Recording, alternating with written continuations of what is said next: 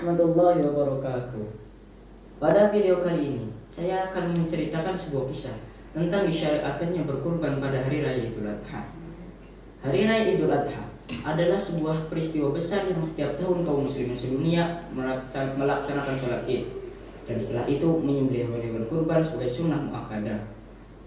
Setiap kali merayakan Idul Adha, kita tidak bisa lepas dari membicarakan Nabi Ibrahim alaihissalam dan Nabi Ismail alaihissalam.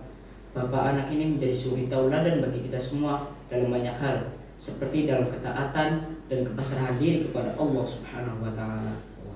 Nabi Ibrahim adalah seorang nabi dan rasul yang teladan kepemimpinannya yang mencerahkan bagi kita semua. Dan Nabi Ismail adalah seorang anak yang sabar dan berbakti kepada kedua orang tuanya, dan tentunya juga taat kepada Allah Subhanahu wa taala. Nabi Ibrahim memiliki seorang istri bernama Siti Saroh. Setelah bertahun-tahun menikah, beliau belum memiliki seorang anak pun. Kemudian oleh Siti Saroh, beliau dipersilahkan menikah lagi dengan salah seorang pembantunya yang bernama Siti Hajar. Dari pernikahannya tersebut lahirlah seorang putra yang diberi nama Ismail. Nabi Ibrahim sangat bahagia dengan kelahiran Nabi Ismail karena beliau sangat menginginkan memiliki seorang anak. Namun Allah Subhanahu wa taala memerintahkan kepada Nabi Ibrahim agar membawa anaknya serta istrinya keluar dari Palestina. Nabi Ibrahim pun membawa mereka melewati sebuah lembah di gurun pasir menuju lembah berbukit yang sekarang merupakan kota suci Mekah. Di lembah tersebut, Nabi Ibrahim membuat tempat berteduh serta makanan dan minuman seadanya. Lalu Nabi Ibrahim kembali ke Palestina dan sambil berdoa untuk keselamatan Siti Hajar dan Nabi Ismail.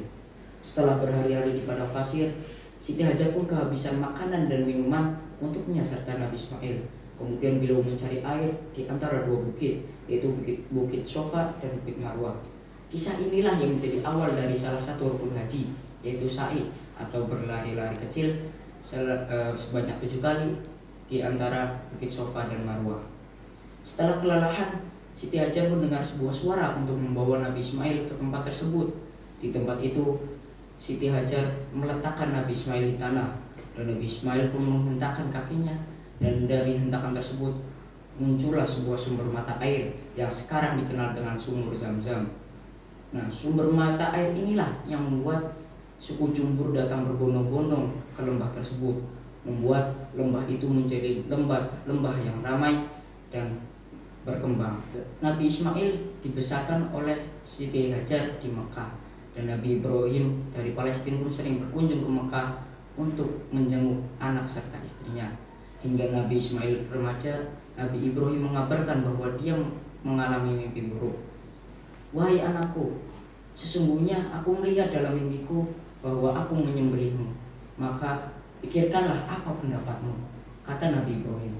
Nabi Ismail dengan gagah beraninya pun menjawab bahwa Nabi Ibrahim agar melaksanakan perintah tersebut. "Wahai bapakku, kerjakanlah apa yang telah diperintahkan kepadamu. Insya Allah kamu akan menemuiku termasuk dalam golongan orang-orang yang sabar," kata Nabi Ismail. Percakapan ini tercantum dalam surat As-Saffat ayat 102. Nabi Ibrahim pun melaksanakan perintah tersebut. Nabi Ismail meminta agar kakak Nabi Ismail bukan dari Nabi Ibrahim. ya, kaleng-kaleng Ya. Nabi Ibrahim pun tadi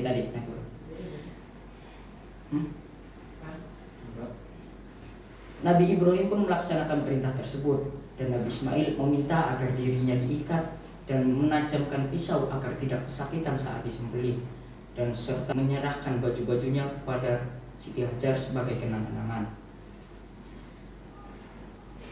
Saat proses penyembelihan dimulai, pisau tajam yang digunakan Nabi Ibrahim untuk menyembelih Nabi Ismail tidak bisa memotong leher Nabi Ismail.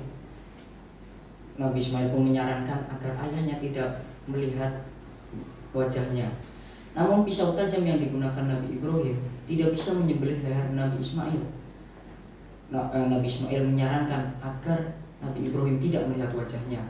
Namun tetap saja pisau yang digunakan tidak bisa menyembelih Nabi Ismail. Saat itu Allah berfirman bahwa itu merupakan ujian keimanan untuk Nabi Ibrahim serta Nabi Ismail.